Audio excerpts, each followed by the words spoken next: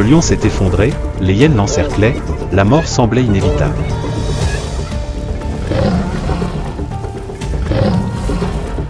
Mais le buffle est intervenu de façon inattendue.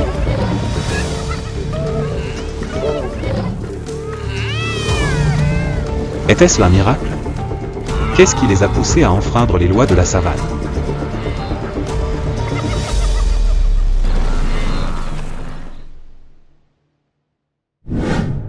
Un paradoxe incroyable. Pourquoi le buffle a-t-il sauvé le lion? La savane du Masai Mara, où chaque saison sèche est perçue comme une purge cruelle.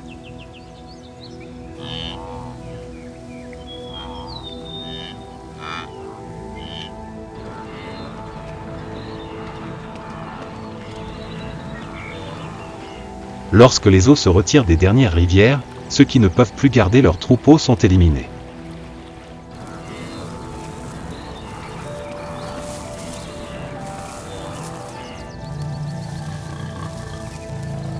Cette terre est réputée pour sa loi impitoyable.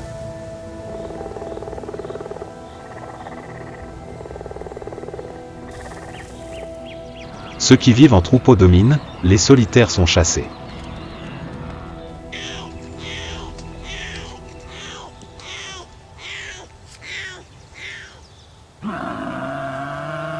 Dans ce monde, le buffle et le lion sont deux espèces aux antipodes.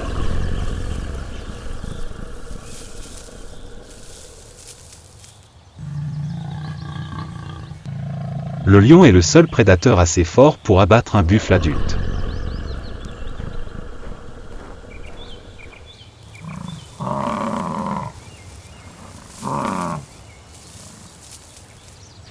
Et le buffle est une proie rare qui peut se retourner contre un lion et le tuer si elle est acculée.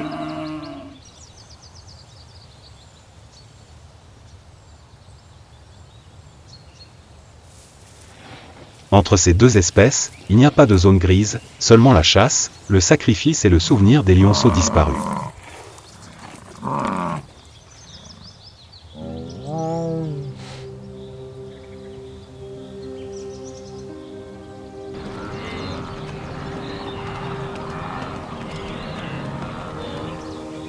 Mais c'est dans ce lieu considéré comme un « champ de bataille intemporel » qu'un paradoxe saisissant se produit.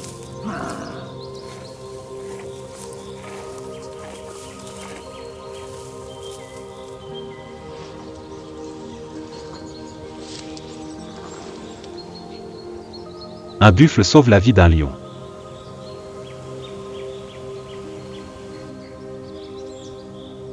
La saison sèche impose un rythme lourd et prudent au Masai Mara.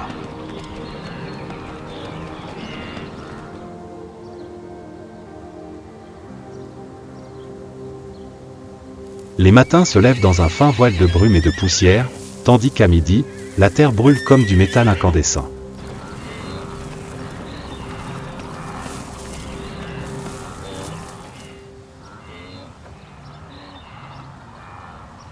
Les troupeaux d'antilopes progressent chaque jour davantage.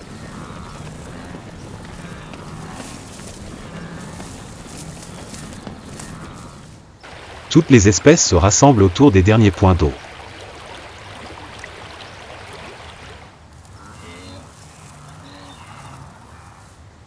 Les buffles forment des groupes serrés, leurs petits toujours au centre.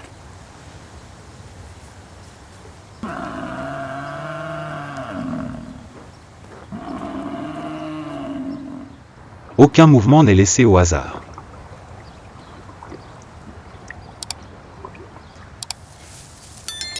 Chaque pas est calculé pour économiser l'énergie.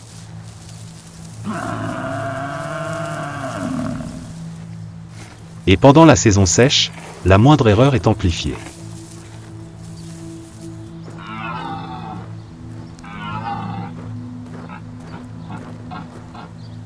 Au Masai Mara, la nature ne tue pas d'un seul coup.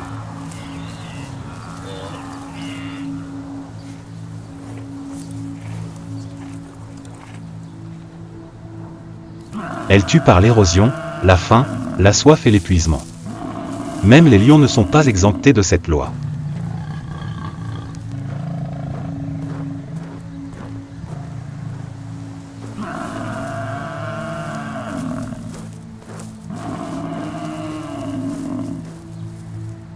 Loin du centre du territoire, un jeune lion mâle apparut sous le soleil de plomb.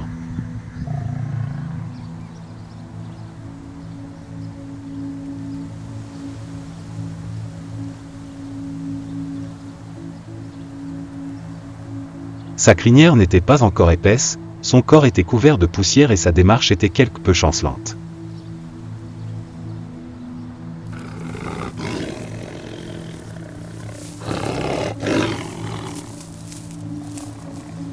Une vieille blessure à l'épaule s'étirait à chaque mouvement.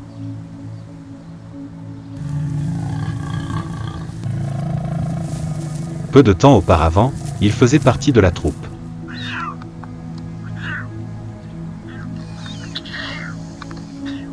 Une lutte féroce avait eu lieu.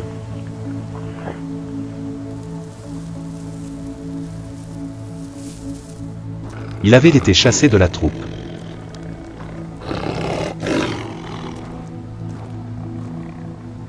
Le lion partit avant le coucher du soleil.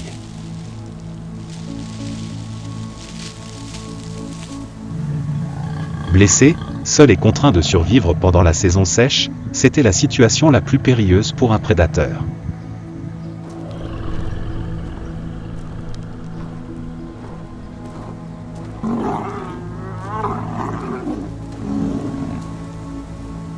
L'odeur du sang n'était pas distincte, mais l'épuisement, lui, l'était.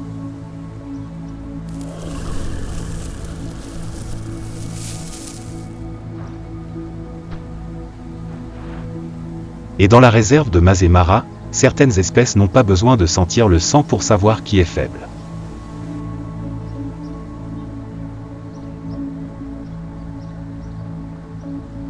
Des hyènes commencèrent à apparaître à la périphérie de son champ de vision.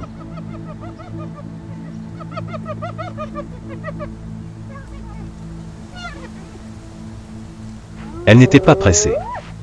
Elles marchaient simplement à ses côtés, gardant leur distance, observant chaque respiration de plus en plus lourde.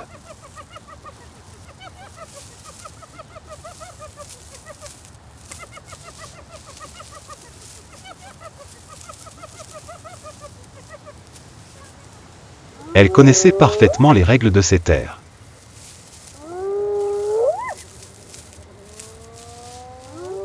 Quand un lion perd sa fierté, il n'est plus le seul prédateur.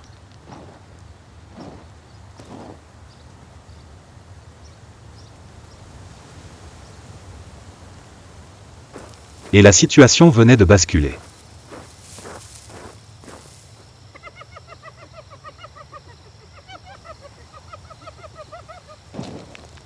Les hyènes n'attendirent plus.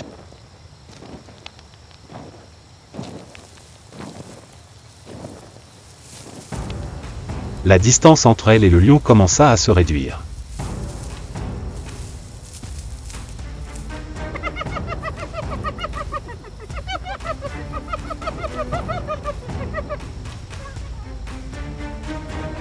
Elles ne marchaient plus côte à côte.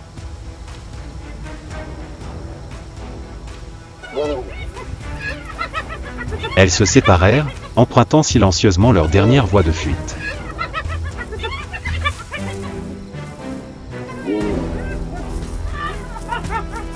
Chaque pas rétrécissait l'espace autour du lion.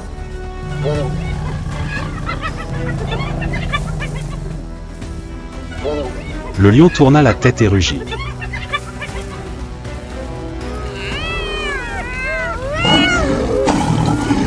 Le rugissement était sec, bref et faible.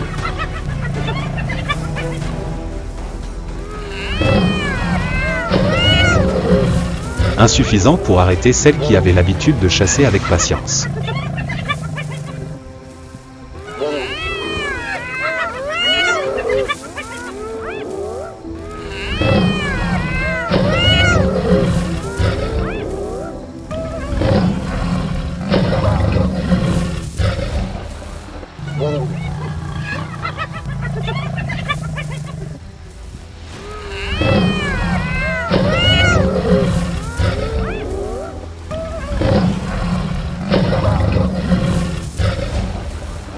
Elles se jetèrent sur le lion.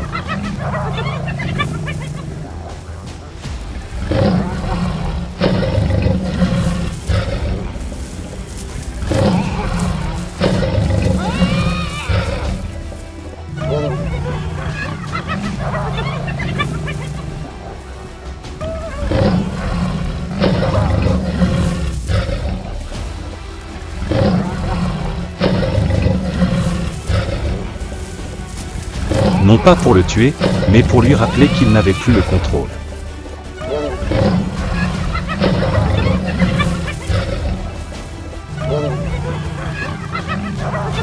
Le lion résista, mais son corps ne lui obéissait plus.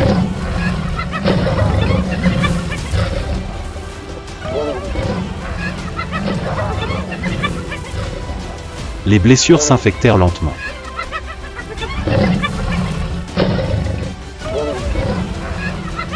La chaleur et l'épuisement l'accablaient de toutes parts.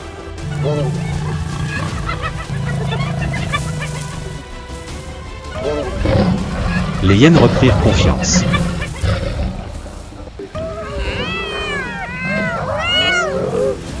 Chaque approche les affaiblissait davantage.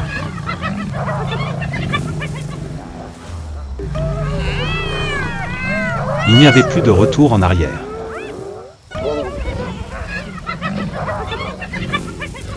Plus de meute. La mort ne fut pas immédiate.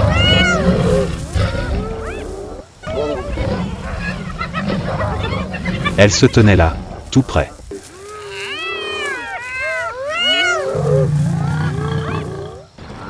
Et à cet instant précis, le sol se mit à trembler.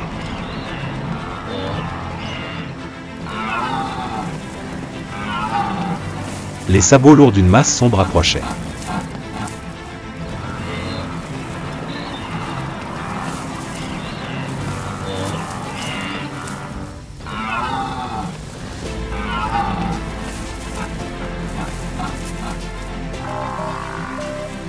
Un troupeau de buffles apparut.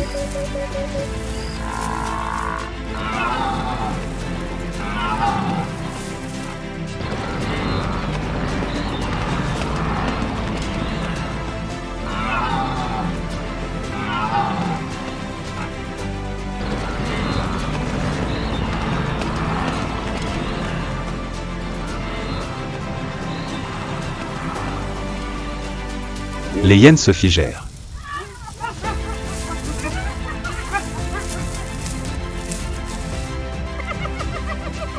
Elles se tournèrent, non pas vers les lions, mais vers le danger plus grand qui les menaçait.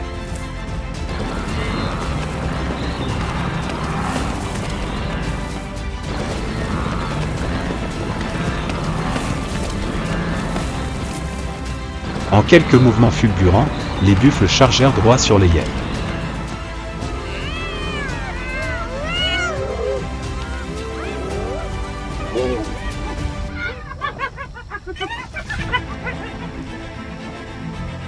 Ils renversèrent tout ce qui se dressait entre le troupeau et la zone de sécurité.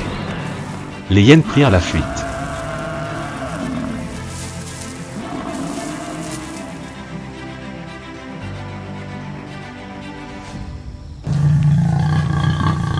Et dans ce moment de chaos, le lion, qui aurait dû périr, fut laissé pour compte et survécut.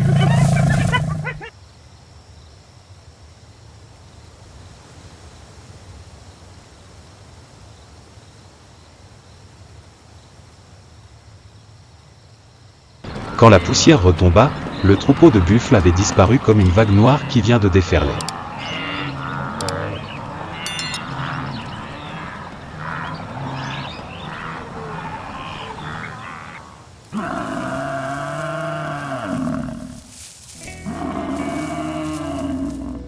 Le lion était là, immobile, mais personne ne le regardait.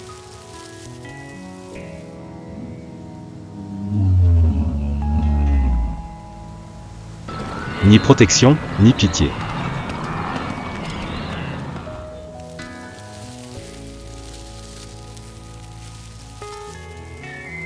Une question plane sur la savane, pourquoi le buffle a-t-il choisi ce moment précis pour attaquer ?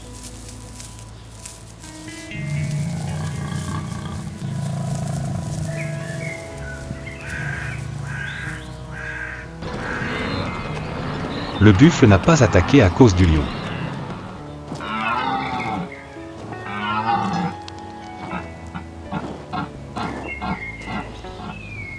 Il a attaqué pour défendre sa meute. Dans la réserve du Masai Mara, la présence d'une meute de hyènes trop près n'est jamais sans danger.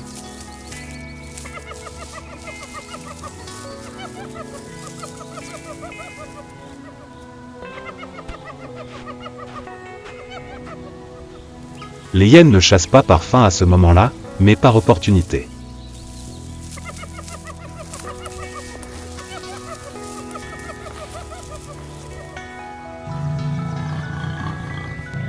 Aujourd'hui, le lion blessé est la cible.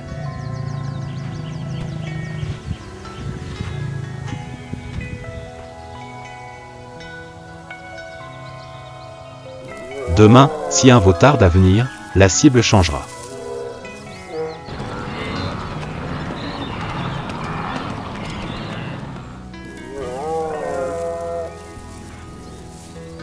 Pour le buffle, le danger ne se mesure pas à la haine, mais à la capacité de perturber l'ordre établi.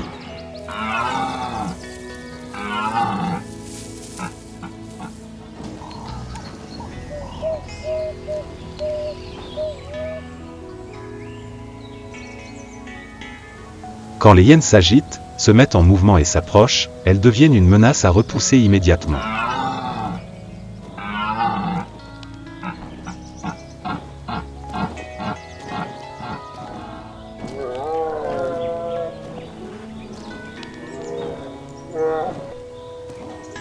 Et le lion épuisé, immobile dans la boue et la poussière, n'est qu'un risque potentiel.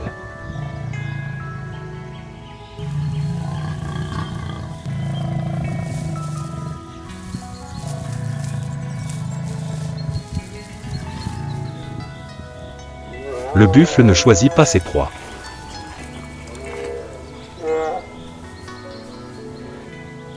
Il choisit seulement ce qu'il doit éliminer en premier.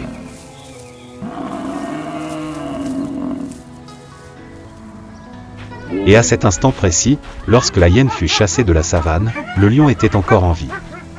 Non pas parce qu'il avait été sauvé,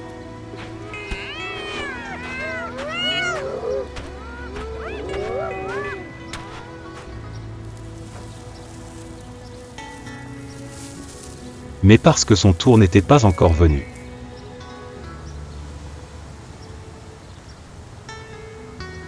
Le chaos était terminé. Ce n'était qu'une sentence différée.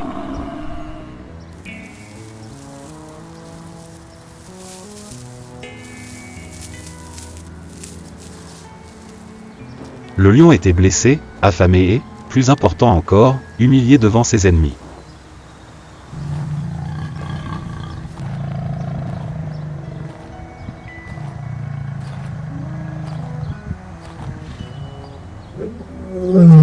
À présent, il avait perdu le bouclier invisible de son autorité territoriale.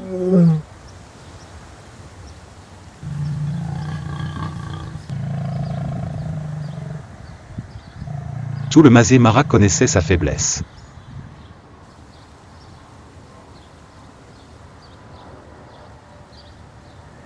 L'odeur de la hyène s'était dissipée, mais celle de la défaite persistait.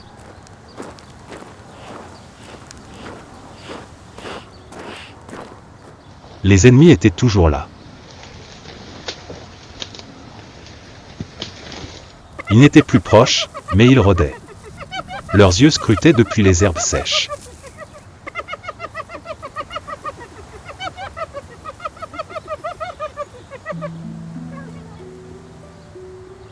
Ils calculaient.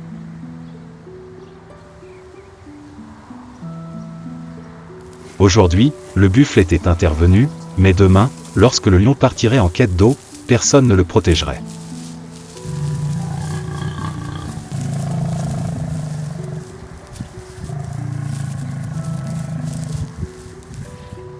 C'était un jeune lion mâle, né pour régner.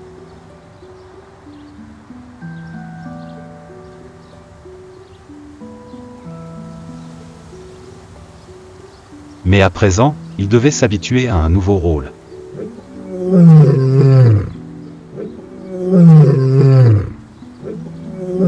Celui du seul survivant. Il devait marcher, non comme un roi, mais comme un vagabond, toujours sur ses gardes, guettant la moindre ombre sur la savane.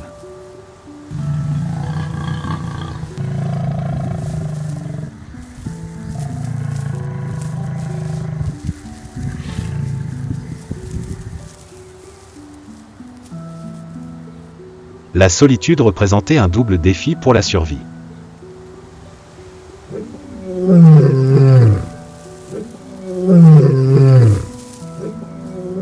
La chasse en groupe reposait sur la force et la coordination.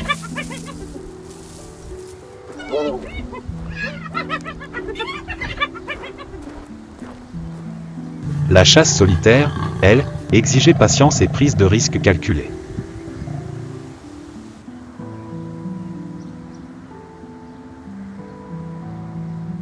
Un lion solitaire n'avait plus la force d'abattre un buffle ou un zèbre adulte.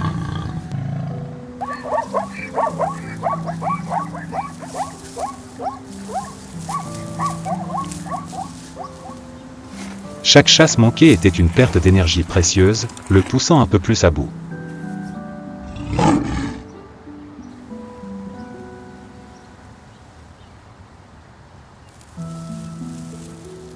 Il fut contraint de changer de tactique.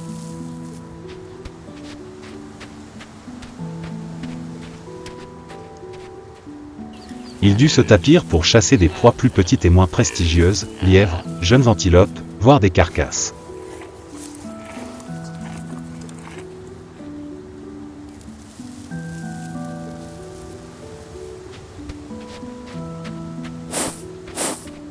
Ces repas ne suffisaient jamais à le rassasier, mais ils lui permettaient de prolonger le combat.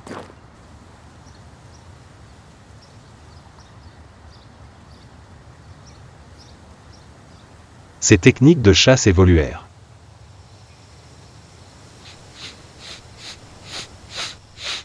De l'affrontement féroce, il passa à l'art de la traque, attendant patiemment la moindre erreur de sa proie.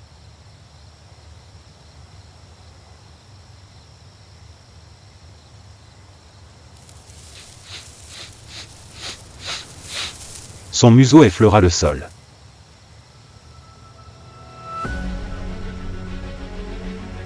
Il retint son souffle. Une jeune antilope.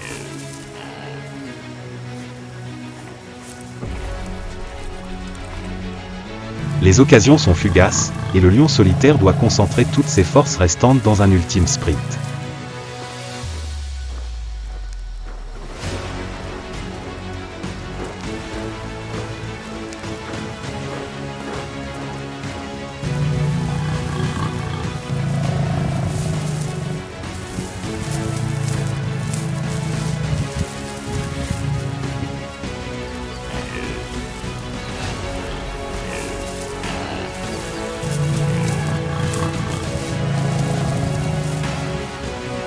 Il se jeta sur sa proie. Une attaque ratée.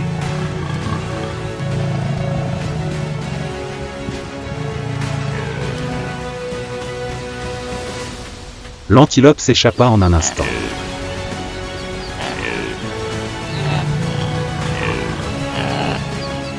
Le lion s'effondra, non pas sous l'effet de l'attaque, mais rongé par la faim qui avait épuisé toutes ses réserves d'énergie.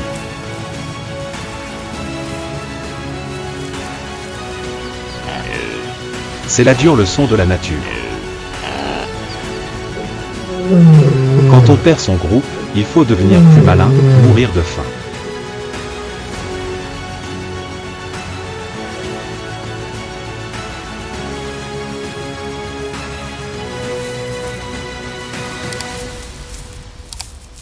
Et chaque attaque ratée le rapprochait un peu plus de l'endroit où le buffle et la hyène avaient prédit qu'il irait.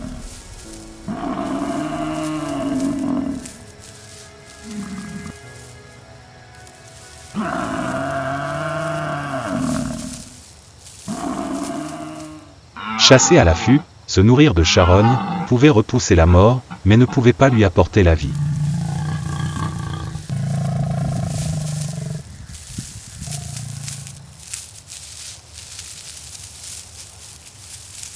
S'il voulait survivre à long terme, il devait trouver une troupe. Mais la réintégration n'était pas chose facile.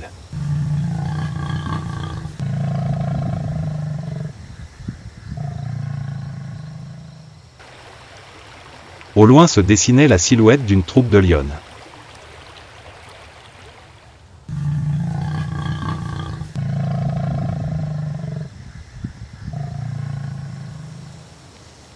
C'était son but ultime, la protection d'un groupe.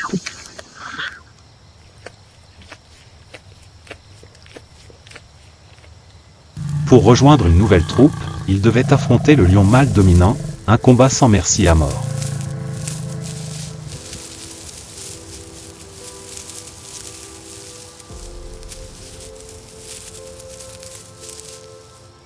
Pour retourner dans sa troupe, il devait vaincre celui qui l'avait vaincu.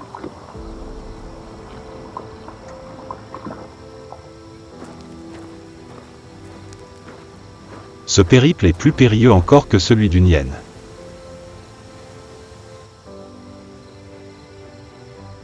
Car le prédateur le plus redoutable pour un lion est un autre lion. Telle est l'inévitable loi du pouvoir.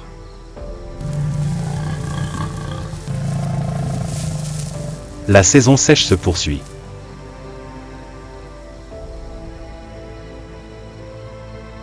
Et la question cruciale demeure.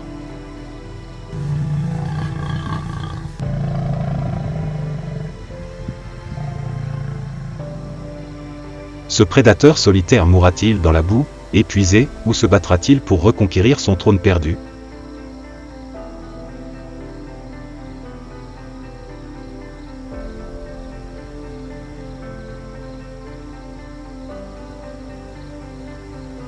Sa survie a-t-elle encore un sens pour l'ordre du Masai-Mara?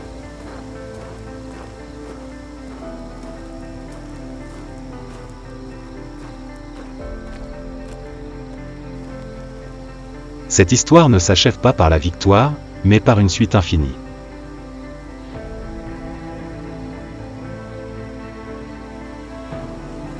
Au Masai-Mara, il n'y a ni ami ni ennemi permanent.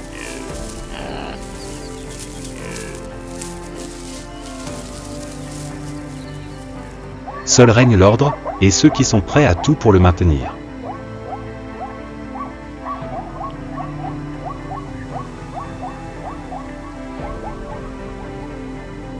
Si vous voulez savoir si ce lion succombera ou s'il sera assez fort pour revenir et reconquérir sa place, abonnez-vous à la chaîne, activez les notifications et laissez un commentaire ci-dessous.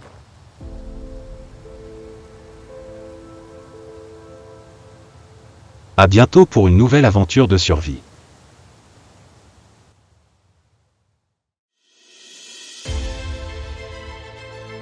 Dans la savane africaine, alors que le soleil ardent anéantit la vie et que l'obscurité s'installe, une symphonie mortelle commence.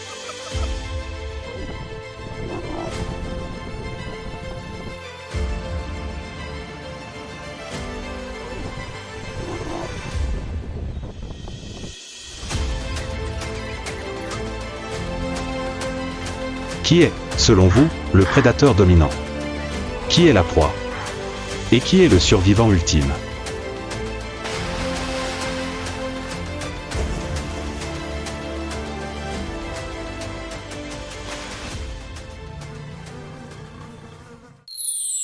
Savane africaine, alliance inattendue et vie solitaire.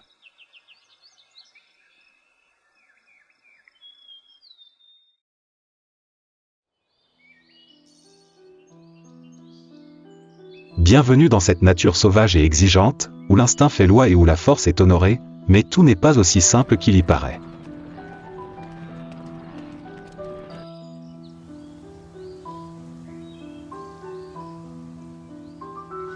Dans ce monde impitoyable, les confrontations directes ne sont qu'une infime partie de la survie.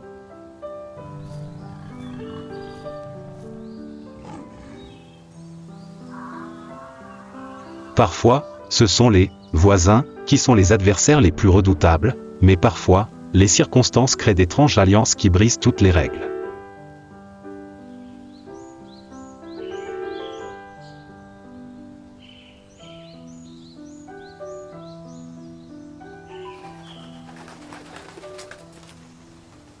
Aujourd'hui, nous plongeons dans l'univers de trois animaux mystérieux et fascinants, le chacal à oreilles noires, maître de la patience et de l'ingéniosité, la hyène tachetée, symbole d'audace et de puissance, et le lycaon, symbole d'unité et de tactique magistrale.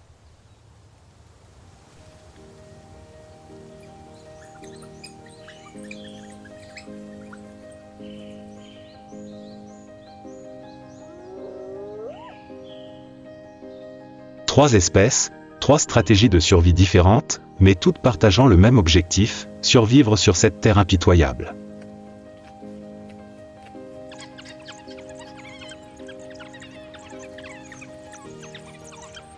Découvrons leur vie, leurs habitudes et les relations complexes, parfois incroyables, qui les unissent dans ce vaste monde naturel, où la frontière entre alliés et ennemis devient parfois étonnamment floue.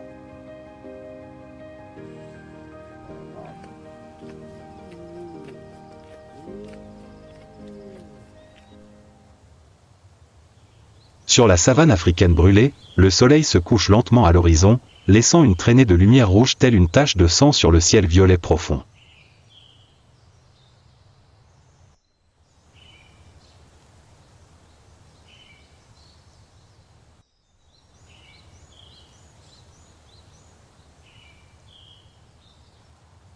Les dernières lueurs dorent l'herbe sèche, avant que l'obscurité n'engloutisse le silence.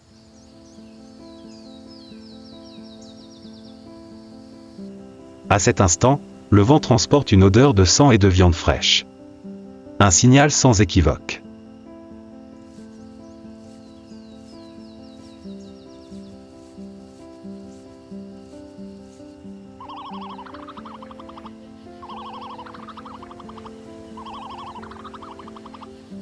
Au cœur de la violence, un lion mâle, accroupi au-dessus d'une carcasse de gnou, la gueule ruisselante de sang, dévore le flanc chaud de sa proie.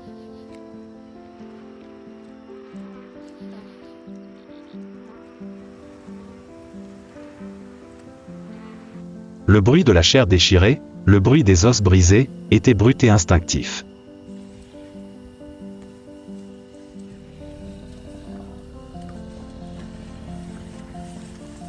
Il venait de terminer sa chasse. Une victoire bien méritée.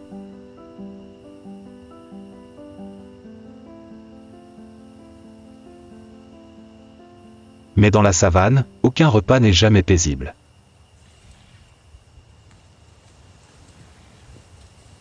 Des buissons non loin de là, des formes sombres commencèrent à apparaître. Une, puis deux, puis toute une meute.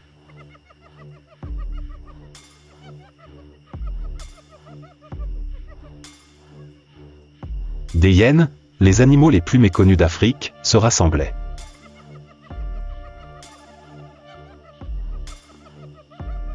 Elles ne rugissaient pas, ne hurlaient pas. Elles riaient. Un rire froid, strident, a glacé le sang. Ce n'était pas un son de joie. C'était un son de provocation, de défi, de désir de possession.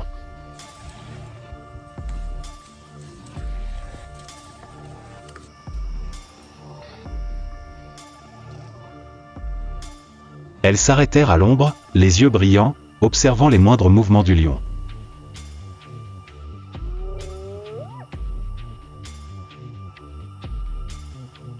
Elles savaient qu'elles n'étaient pas assez près. Mais elles n'étaient pas loin.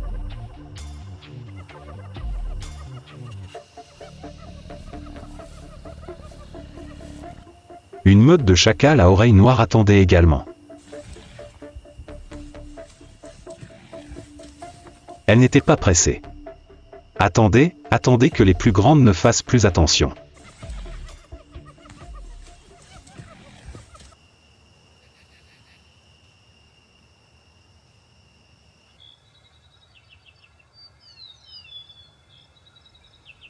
Alors ils seront les premiers à se faufiler.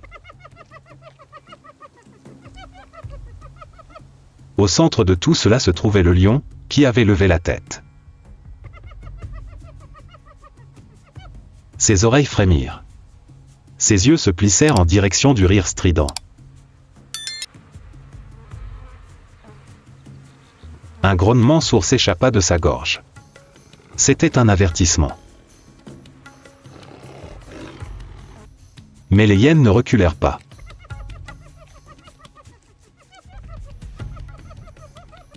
Elles se déployèrent comme un arc sombre, encerclant progressivement les animaux.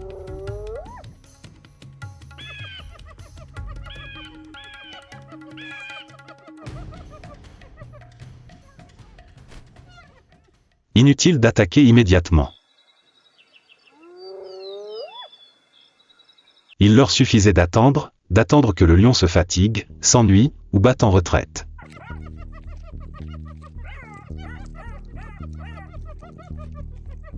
À cet instant, les chacals glissèrent légèrement dans l'herbe, se rapprochant de mètre par mètre.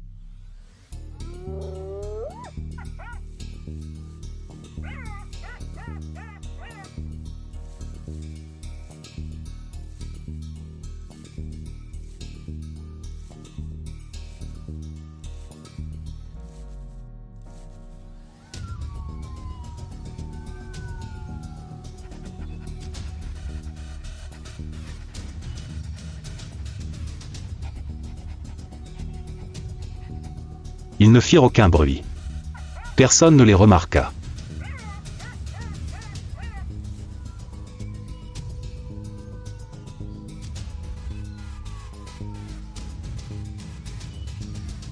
C'était l'avantage du petit, être oublié.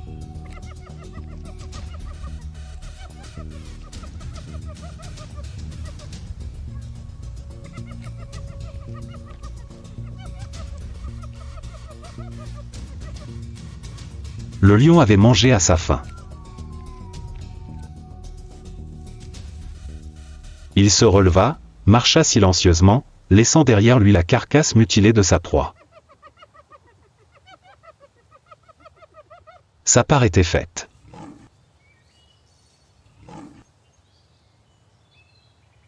Ce qui restait était pour les autres.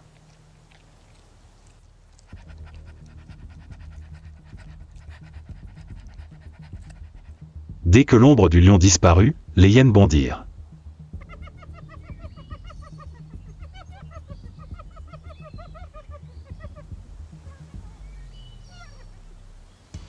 Rugissements et cris s'élevèrent dans le chaos.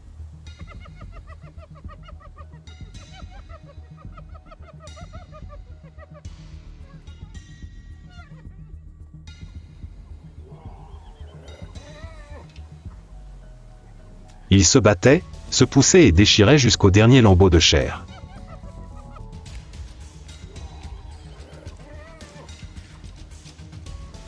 Et rampant le long des bords, les chacals se tortillaient comme des ombres, essayant de s'emparer d'un morceau d'eux-mêmes.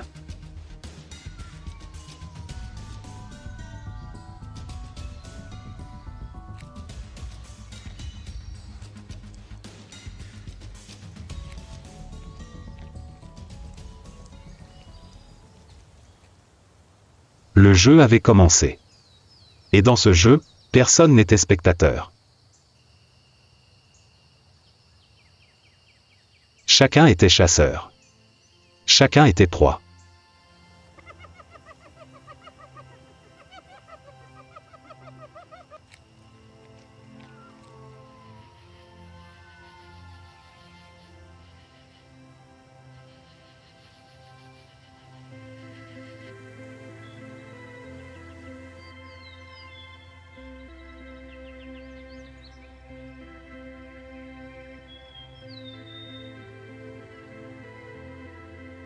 Chacal à oreille noire, non scientifique qu'animeusome-là.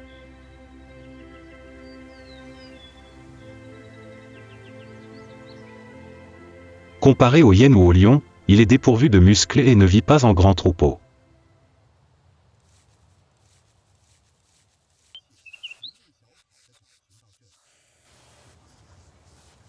Mais de ce fait, il apprend à survivre différemment, grâce à son ingéniosité, sa patience et sa capacité à saisir les opportunités en silence. Avec son corps mince et léger, le chacal à oreille noire ne pèse que 7 à 10 kg.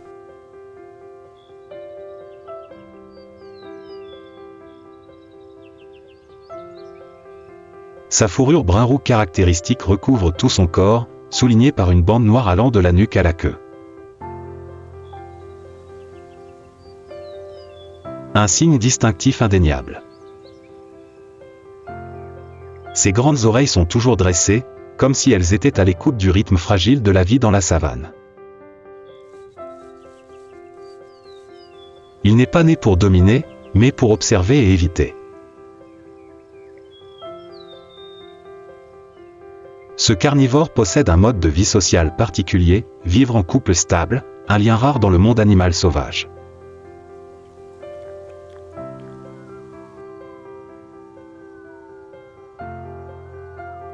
Ils chassent ensemble, protègent leur territoire et élèvent leurs petits ensembles, non pas en grands troupeaux, mais en étroite collaboration.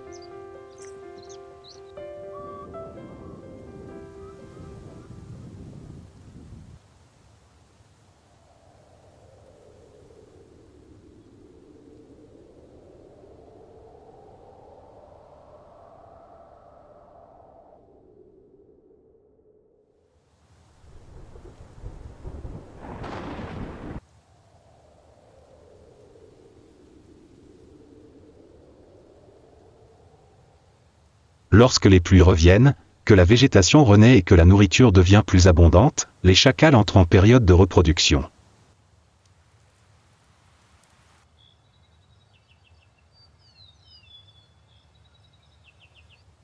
La femelle trouve un terrier abandonné, sous un arbre, dans une crevasse ou dans un buisson, où elle peut mettre bas en toute sécurité.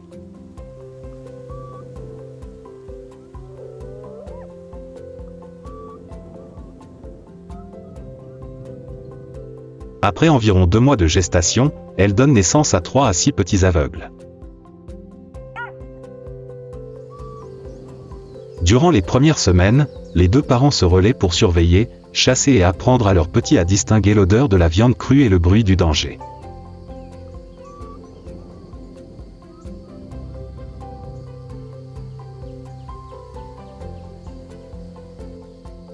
Les petits les plus âgés, nés les premiers, peuvent rester sur place plusieurs mois, jouant le rôle de « grand frère » pour aider à surveiller leurs cadets.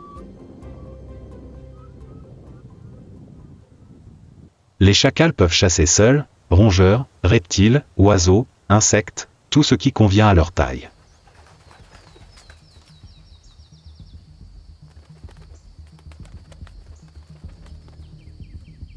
Mais leur stratégie la plus efficace consiste à traquer les prédateurs plus gros.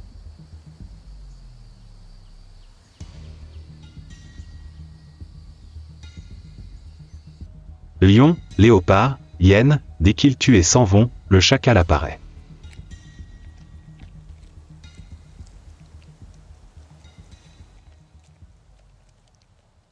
Silencieux, rapide et presque invisible.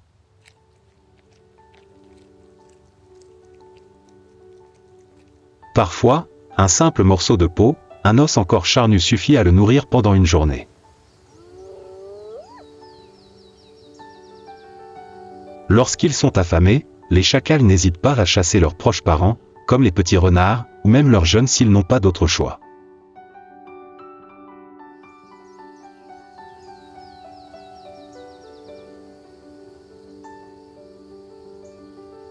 Dans leur monde, la survie n'a pas de place pour l'hésitation.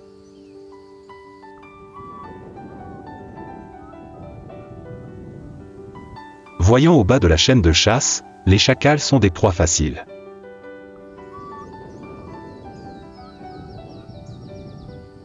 Les lions les considèrent comme des ennemis naturels.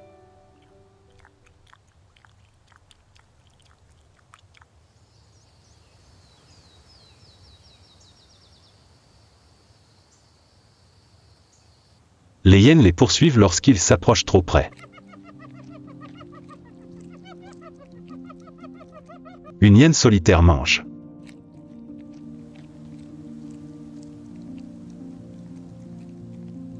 Elle grogne doucement, occupant la viande au milieu du terrain découvert.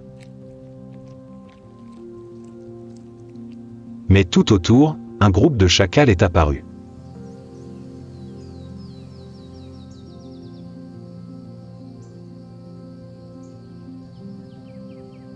Discrètement. Le cercle se resserre.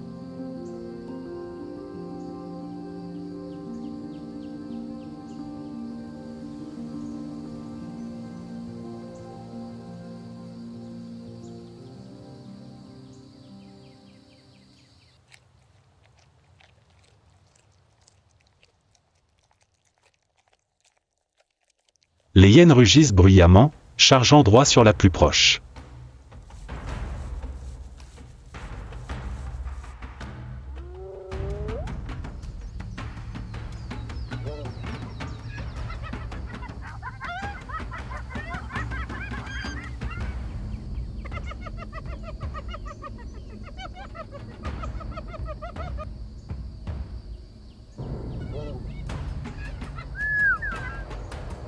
La bataille d'esprit se déroule en silence.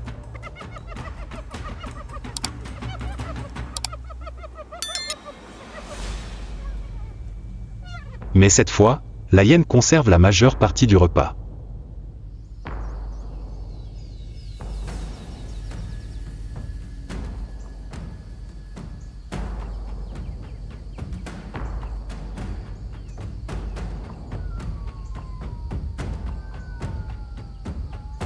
Son visage respire bruyamment, mais ses yeux brillent encore, un animal solitaire, difficile à maîtriser.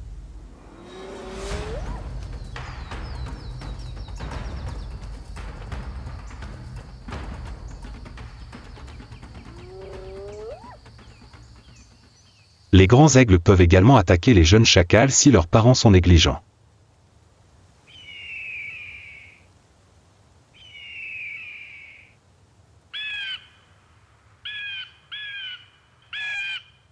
Mais leur furtivité, leur rapidité et leur intelligence leur permettent de survivre pendant des milliers de générations, silencieusement mais avec persévérance.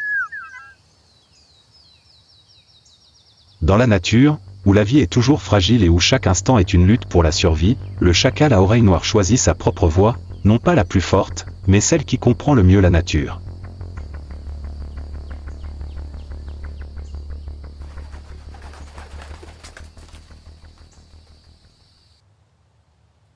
Si le chacal survit grâce à sa prudence et sa discrétion, la hyène tachetée incarne l'audace et la franchise.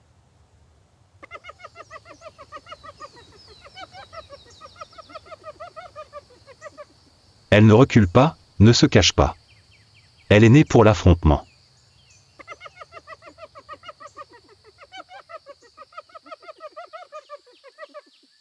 Avec son corps musclé, ses épaules plus hautes que les hanches, ses mâchoires extrêmement puissantes et ses taches caractéristiques sur sa fourrure gris-jaune, la hyène tachetée est le deuxième plus grand carnivore d'Afrique, après le lion.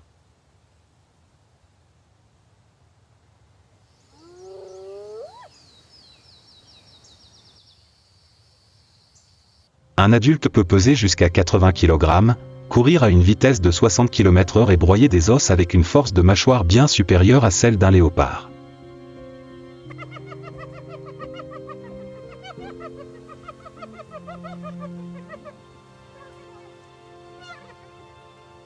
Contrairement aux idées reçues, les hyènes tachetées ne sont pas que des charognards.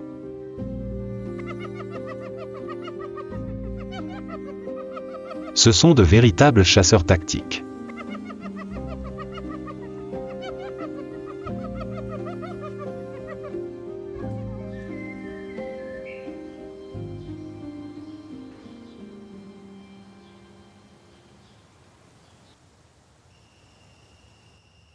Dans l'obscurité ou sous la pâle lumière de la lune, le troupeau se déplace en formation de combat, se rapprocher, se séparer, poursuivre, sans laisser à la proie le temps de se rétablir.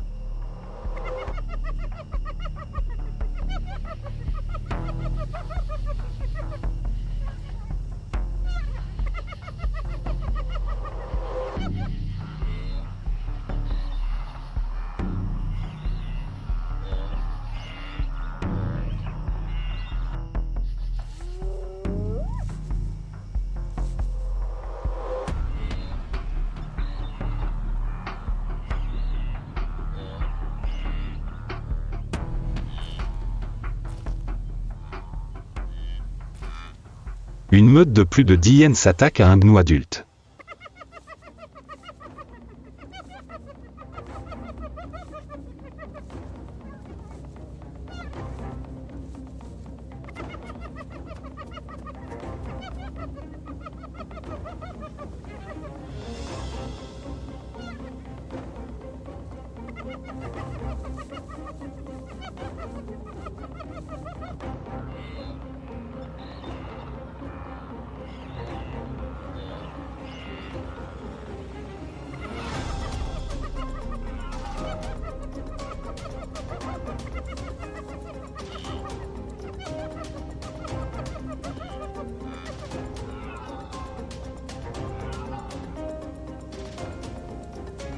Finalement, un mauvais virage.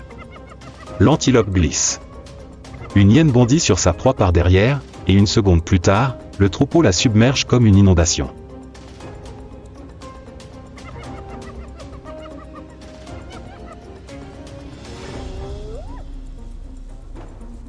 Chaque morsure est une déclaration claire de l'ordre et de la domination de la meute.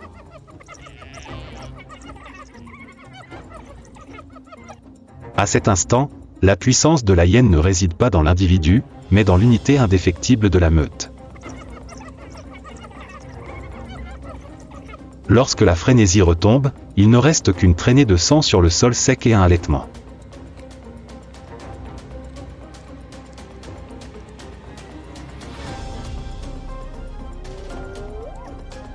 Une proie est tombée. Et la meute continue sa route, silencieuse, repue, prête pour la prochaine poursuite.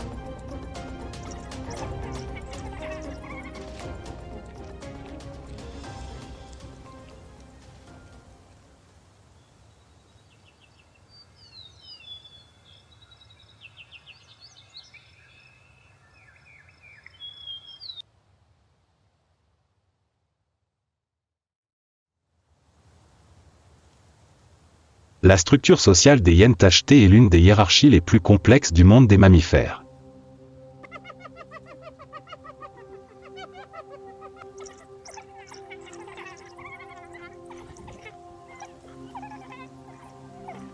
Elles vivent en grande meute, pouvant compter jusqu'à 80 individus, dirigés par une femelle dominante.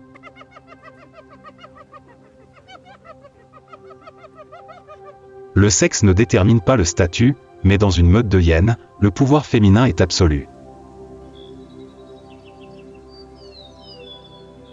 Les femelles plus âgées ont un statut supérieur à celui des mâles adultes.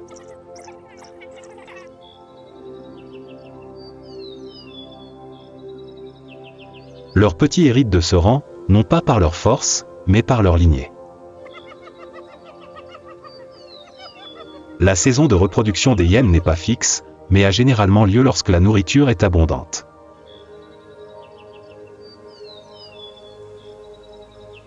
Les femelles donnent naissance à 1 à 3 petits.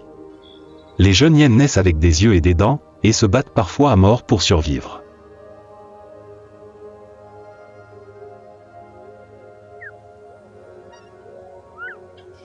L'instinct de compétition est ancré dès leur entrée dans la tanière. Bien qu'elles soient au sommet de la chaîne alimentaire, les hyènes sont toujours confrontées au danger.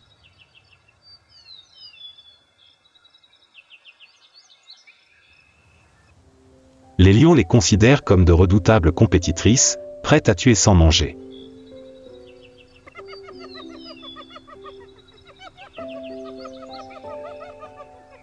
Les jeunes mâles qui quittent leur troupe sont souvent la cible d'ennemis comme d'inconnus.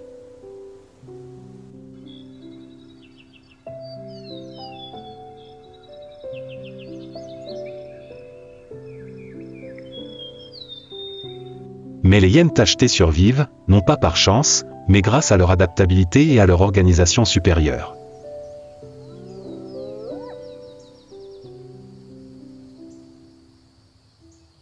Dans la lumière éclatante de l'aube sur la savane, le vent transporte poussière et chaleur.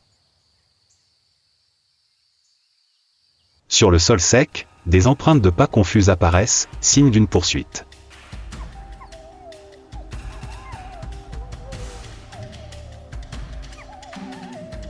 Une hyène tachetée solitaire, et le danger approche comme un tourbillon.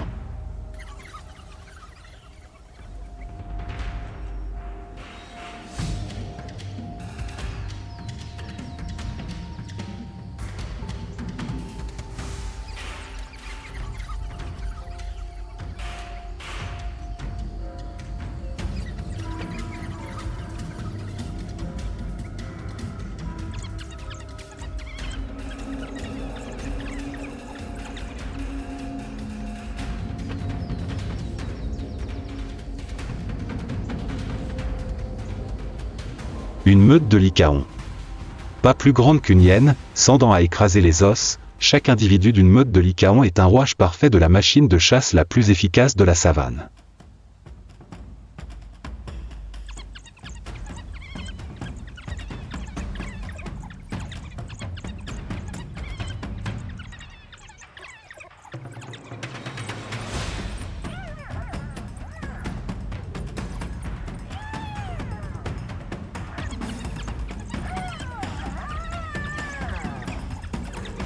Ils n'ont pas besoin de rugir. Ils sont rapides, stratégiques et, surtout, d'une coordination absolue.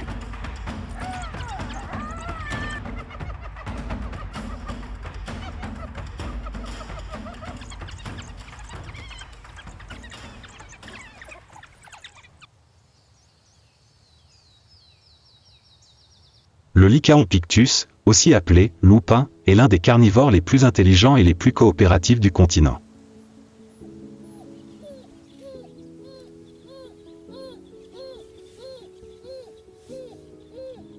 Son pelage est tacheté comme une peinture à l'huile, alternant des taches jaunes, noires, brun rougeâtre et blanches, créant une identité unique pour chaque individu.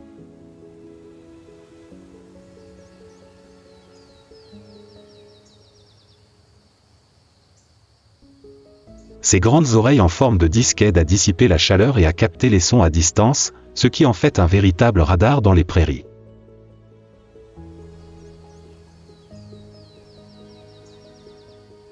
Ils sont plus petits que les autres prédateurs, pesant environ 20 à 30 kg, mais peuvent maintenir une vitesse de 50 à 60 km/h sur de longues distances.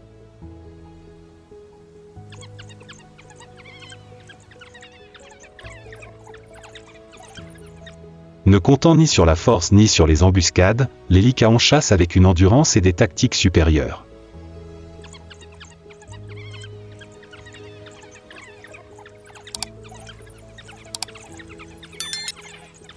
Chaque meute compte généralement 6 à 20 individus, parfois jusqu'à 40.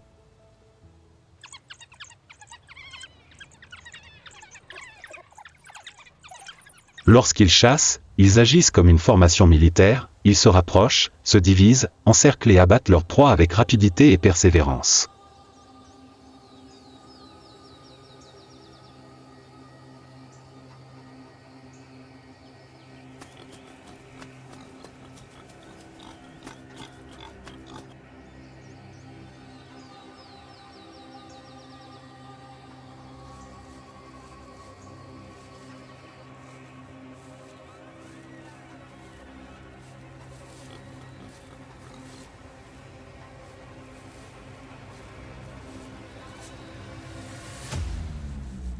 Les antilopes, les sangliers, et même les autruches et les gnous peuvent tous être victimes.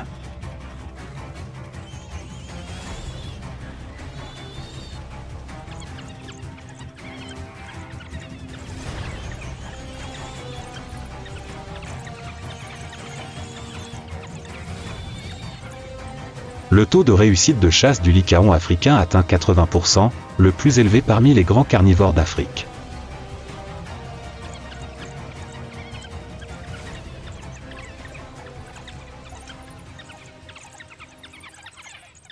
Non seulement ils sont d'excellents chasseurs, mais ils se distinguent également par leur structure sociale unique.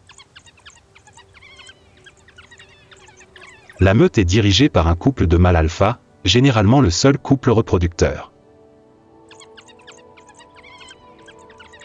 Les autres membres ne se font pas concurrence, mais travaillent ensemble pour élever la génération suivante, une forme rare d'élevage collectif chez les carnivores.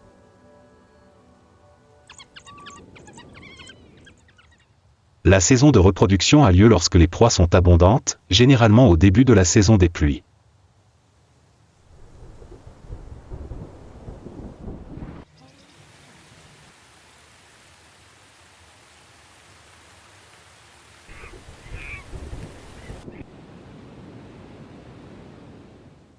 Après environ 70 jours de gestation, les femelles donnent naissance à 6 à 12 petits, parfois jusqu'à 20.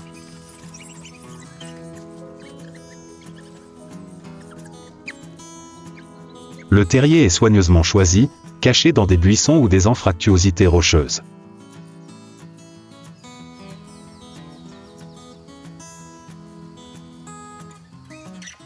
À la naissance des petits, toute la meute se relaie pour chasser et nourrir la mère et ses petits, sans laisser personne de côté.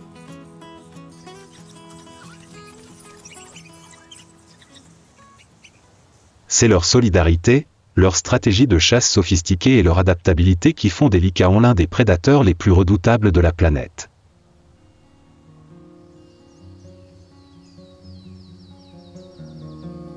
Mais, dépendant de leur meute, ils sont vulnérables aux interférences humaines.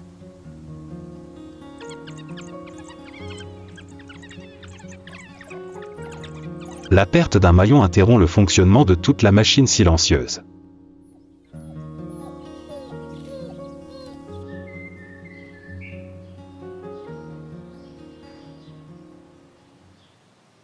Dans un monde où l'instinct fait loi et les liens du sang les frontières, la nature révèle parfois une faille, fragile mais étrange, où les règles immuables sont contournées par les circonstances.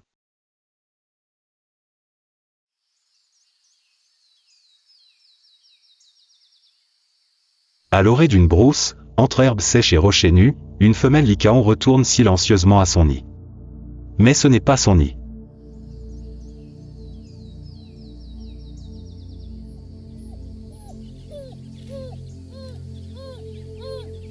Dans un creux, ces petits chacals à oreilles noires, âgés de moins de 3 semaines, attendent.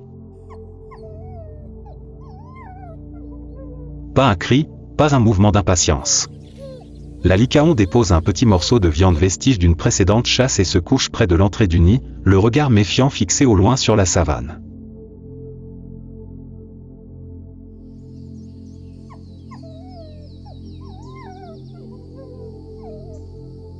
Ni mère, ni sœur, mais elle prend soin d'eux comme s'ils étaient les siens.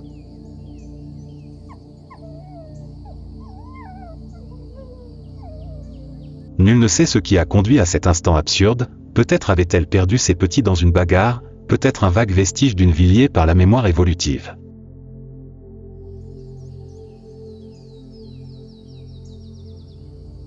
Mais maintenant, elle fait ce que la nature ne lui demande pas. Elle protège la jeune vie d'une autre espèce.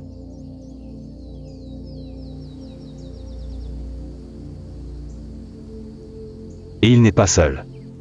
Un chacal à oreilles noires adulte, probablement la mère des petits, s'approche silencieusement. Ni dédaigneux, ni méfiant.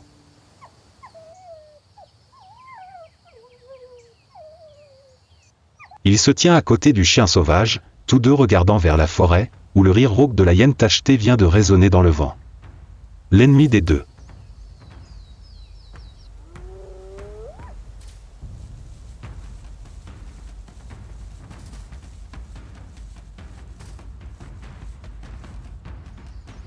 Seules deux espèces sauvages, qui devraient être rivales, montent désormais la garde autour du nid.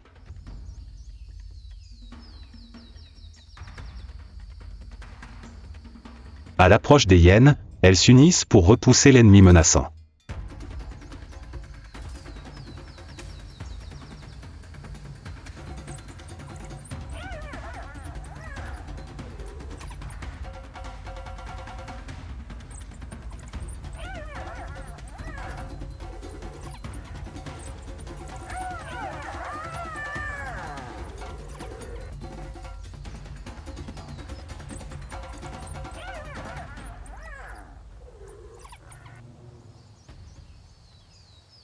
Ni par amitié, ni par instinct hybride.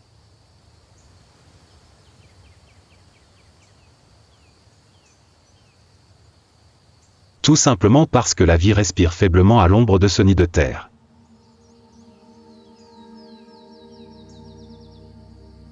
Et aujourd'hui, c'est une raison suffisante pour que deux prédateurs choisissent de se tenir du même côté. Dans la savane aride, où la survie est une course sans fin, de tels moments ne perturbent pas l'ordre naturel.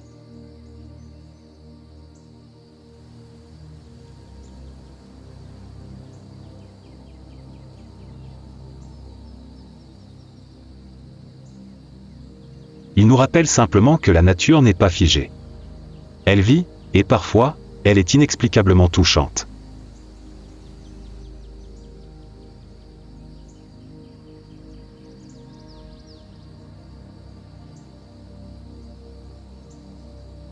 Nous venons de vivre ensemble un voyage palpitant dans la savane africaine, où chaque instant est une lutte constante pour la survie.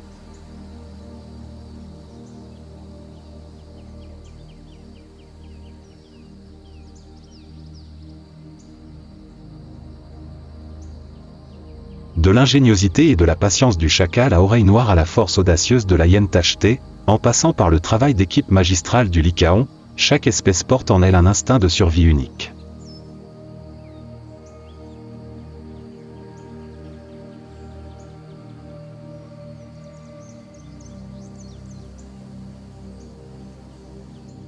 Mais comme nous l'avons vu, dans ce territoire hostile, la frontière entre prédateurs et proie, entre alliés et adversaires, n'est pas toujours claire.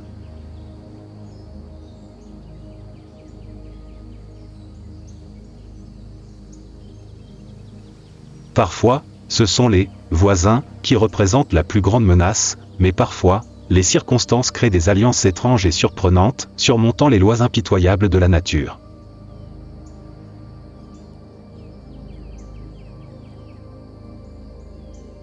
L'histoire de la Lycaon protégeant ses petits chacals est la preuve la plus frappante de la complexité et parfois de la nature touchante.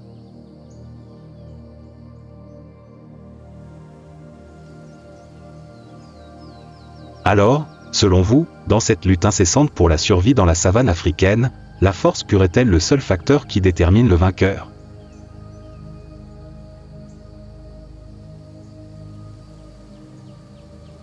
Ou est-ce l'adaptabilité, la patience et des liens parfois inattendus qui sont les clés de la survie?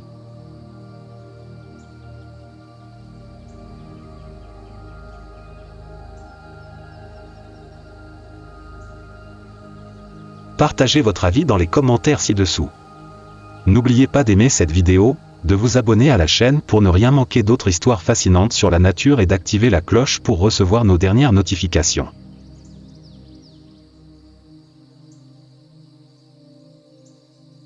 Merci d'avoir regardé et à bientôt pour les prochaines vidéos.